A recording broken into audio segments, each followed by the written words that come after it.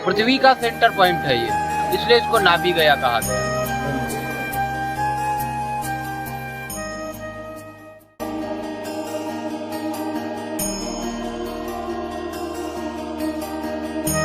यहाँ पर आप पैदल चलते हैं तो एक पग चलने पर एक अश्वमेध यज्ञ के फल की प्राप्ति होती है, ऐसा भागवत महापुराण में लिखा हुआ है। तो तक 88,000 शौनकादि महर्षि यहाँ पर बैठ करके श्री सूत जी महाराज के द्वारा पुराणों का वाचन श्रवण किया। पुराणों का लेखन क्षेत्र बद्री नारायण है, लेकिन वाचन क्षेत्र नैमिषारण्य है जी। इसको नमस्कार दोस्तों, स्वागत है आपका मेरे एक और नए ट्रैवल ब्लॉग में। तो दोस्तों आज हम आए हैं नैमिषारण्य तीर्थ, जो कि सनातन धर्म का प्रथम तीर्थ माना जाता है। तो दोस्तों यहीं पर वेद और सत्यनारायण भगवान की कथा जो आप सुनते हैं वो लिखी गई थी व्यास जी द्वारा। और अभी मैं हूँ चक्रकुंड में, जो कि विष्णु जी का चक्र यहाँ पर आगे ऐसा बोलते हैं कि आया था। तो जहाँ पर है वहाँ उसकी परिक्रमा करते हैं। मैं दिखाता हूँ आपको, लेकर चलता हूँ चक्रकुंड में, जहाँ पर स्नान करते हैं और परिक्रमा करते हैं। तो चलिए चलते हैं, और मैं भी स्नान करूँगा अभी। तो दोस्तों ये देख रहे हैं आप नैमिषारण्य तीर्थ के चक्रकुंड का मुख्य द्वार, इसी के द्वारा प्रवेश किया जाता है और आगे चलकर आप चक्रकुंड देखते हैं। यही वो जगह है जहाँ स्नान करते हैं और परिक्रमा करते हैं। जैसे कि आप देख रहे हैं कुछ लोग यहाँ स्नान कर रहे हैं और इस चक्र की परिक्रमा भी कर रहे हैं। जैसा कि आप देख रहे हैं सब लोग इस चक्र के बाहर की ओर ही स्नान कर रहे हैं। ऐसा माना जाता है कि यहाँ पर बाहर ही स्नान किया जाता है। इस चक्र के अंदर की गहराई अनंत है, जो कि पाताल लोक तक जाती है, ऐसा माना जाता है। इसीलिए यहाँ पर लोग बाहर की ओर स्नान करते हैं। प्रशासन द्वारा भी अंदर जाने की अनुमति नहीं है।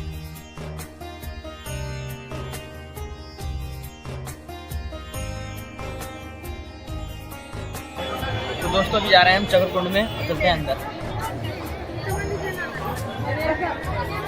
नैमिषारण्य तीर्थ है जो कि यहाँ पे आप बैठे हैं, और नैमिषारण्य तीर्थ जी। जैसा कि शौनकादि 88,000 महर्षियों ने एकत्रित होकर के जाकर के ब्रह्मा से प्रश्न किया कि महाराज हमको कोई पृथ्वी पर ऐसा स्थान आप बताइए जहाँ पर बैठ करके जप तप इत्यादि करने से निमिष मात्र में हमको सिद्धि की प्राप्ति हो जाए, यानी बहुत ही कम समय में हमको सिद्धि की प्राप्ति हो। आगे आने वाला कलिकाल होगा, जिस कलिकाल में मनुष्य की वृत्ति आसुरी हो जाएगी, अपने ही पाप कर्मों के द्वारा मनुष्य क्लेशित हो जाएगा। ऐसे में कहाँ पर जाने से उसका कल्याण हो सकता है, ऐसा कोई स्थान हमें बताइए। तो भगवान ब्रह्मा ने भगवान विष्णु का ध्यान किया। विष्णु की प्रेरणा से ब्रह्मा का मन जो था वो एक चक्र के रूप में स्थित हुआ। अर्थात ब्रह्मा ने कहा कि ये मेरा मन रूपी चक्र है, इसकी गति का अनुसरण करते हुए जाइए। जिस भी जगह पर ये स्थित हो जाएगा वहाँ पर आप तपस्या करेंगे। चक्र वायु मार्ग से भ्रमण करता हुआ इस पृथ्वी लोक पर आया। जैसे ही वो वायु मार्ग से भ्रमण करता हुआ आरण्यों का भ्रमण कर रहा था, ऐसे ही सभी आरण्यों का भ्रमण करता हुआ इस आरण्य में प्रवेश किया। जैसा कि ये गंग नाम का एक आरण्य था, जो कि गोमती नदी के तट पर स्थित गंग नाम का एक आरण्य है। और उस गंग नाम के आरण्य में आकर के चक्र की नेमी स्थित हुई। तो चक्र की नेमी स्थित कहाँ पर होती है?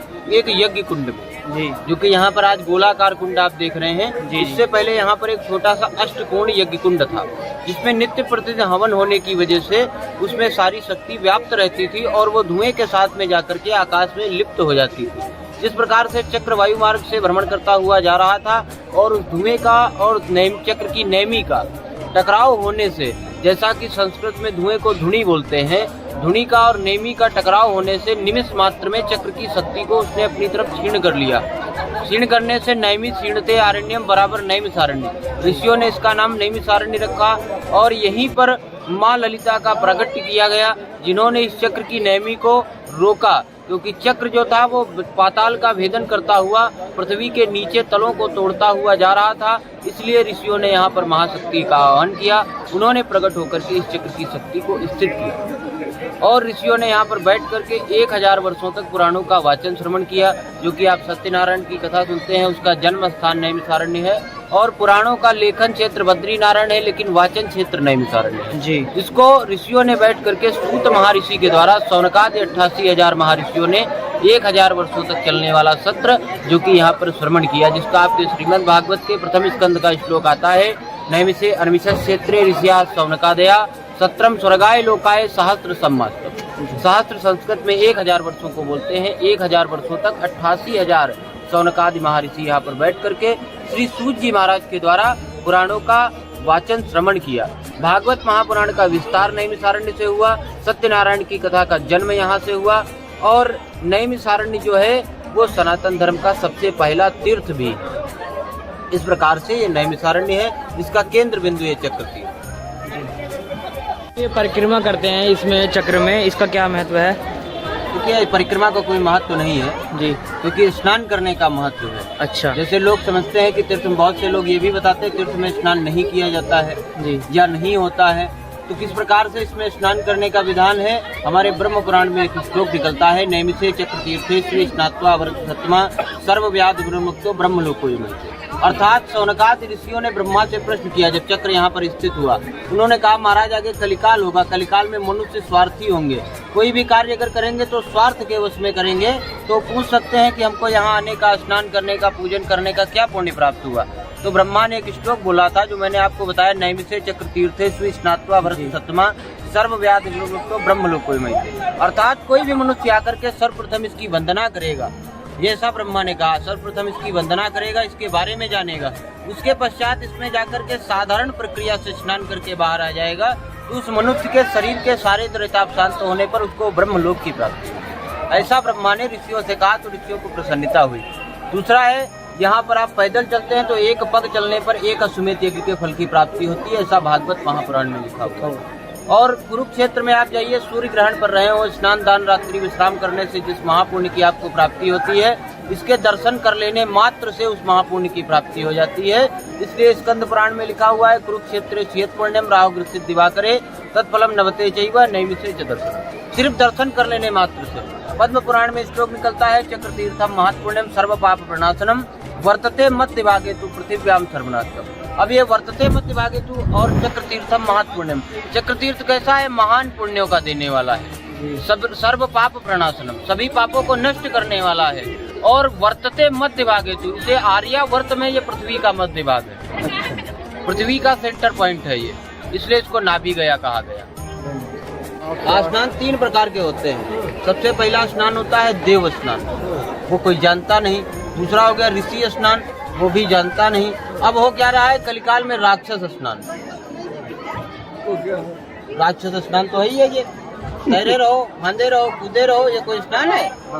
ये तत् मनोमयम चक्रम, आपका मन जब तक स्थित नहीं होगा तब तक चक्र जाने से कोई फायदा नहीं।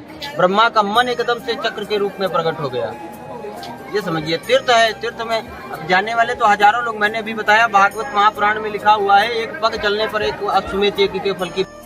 तो अभी हो गया है स्नान और हम जा रहे हैं भूतेश्वर नाथ मंदिर, जो कि यहीं पर है चक्रकुंड के पास। तो आपको भी लेकर चलते हैं चक्रकुंड मंदिर में, भूतेश्वर नाथ मंदिर के पास। ये जो आप देख रहे हैं ये है भूतेश्वर नाथ महादेव मंदिर। तो चलिए चलते हैं। भूतेश्वर नाथ महादेव मंदिर के बाहर ही आपको पुष्प, नारियल व मीठे का प्रसाद भी मिल जाता है, जिसको लेकर आप मंदिर में प्रवेश करेंगे। प्रसाद दोस्तों, फिर चलते हैं अंदर। तो चलते हैं भूतेश्वर नाथ टेम्पल। ओम त्र्यंबकं यजामहे सुगंधिं पुष्टिवर्धनं गुरुवायुरं ब्रह्मणामिति मोचि मां तां सौभाग्यं सोमनाथं च श्रीजलवलिका उज्जैन्यं महाकालम नायकम। माता पिता नानी नाना दाई बाबा चाचा ताऊ बंधु बांधव के लिए जैसे 251 रुपये बोरी आलू के लिए दान किया 25 किलो 1 करो बता रखो। यहाँ पर अभी हम हैं, ये है व्यास गद्दी। यहीं पर 4 वेद 6 शास्त्र 18 पुराण एवं गीता महाभारत ग्रंथ उद्गम स्थल है यहाँ।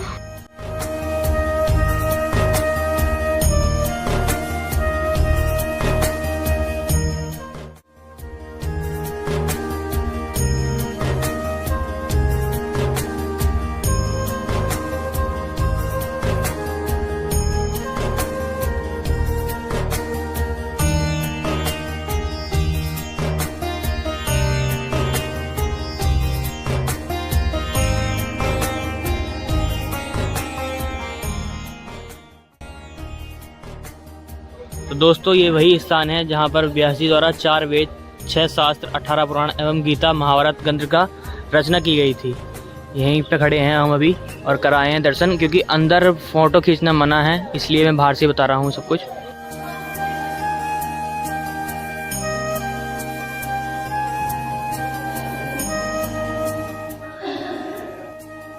दोस्तों अब आ चुके हैं हम हनुमानगढ़ी, दिखाता हूँ मैं आपको। चढ़ाई है यहाँ पे हल्की सी।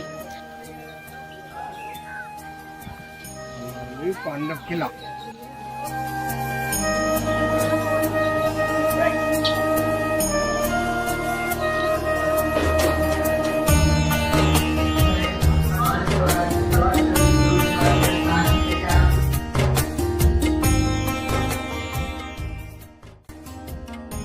मंगल करे, कल्याण करे। दोस्तों अभी है हम हनुमानगढ़ी मंदिर में कर रहे हैं परिक्रमा।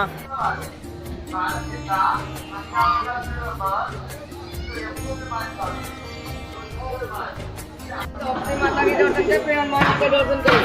नहीं दर्शन किए भी नहीं जाते ना माने जाते, सभी लोग अंदर जाके दर्शन।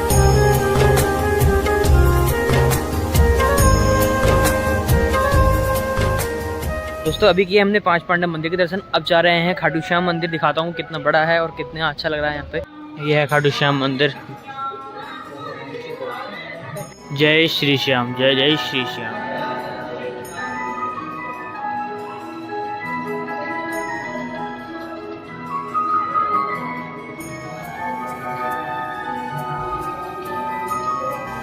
तो दोस्तों वीडियो के आखिर में आपको बताया जाएगा कि इस स्थान पर, इस तीर्थ स्थान पर कैसे कैसे आया जाता है और किस प्रकार यहाँ पर आ सकते हैं। तो वीडियो को आखिर तक जरूर देखना और अगर यदि आप नए हैं तो चैनल को जरूर सब्सक्राइब करना।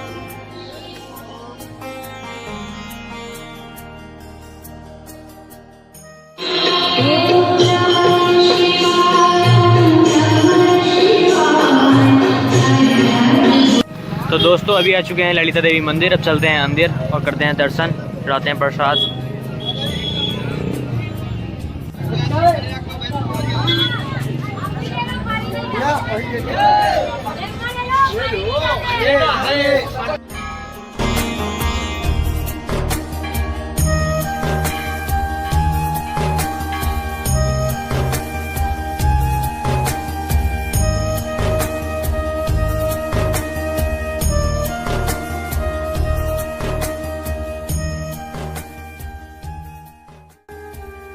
ये है नैमिषारण्य तीर्थ का बस स्टैंड।